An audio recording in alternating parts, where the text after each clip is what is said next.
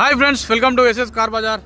ఈరోజు మీ ముందు తీసుకొచ్చిన వెహికల్ వచ్చేసి Maruti Suzuki latest model Ertiga అండి. ఇది 2019 మోడల్, 20 రిజిస్ట్రేషన్, 1.5 డీజిల్, కేవలం 1,65,000 మాత్రమే తిరిగింది. కంపెనీ ఫిట్టెడ్ అలాయ్ వీల్స్ ఉన్నాయి.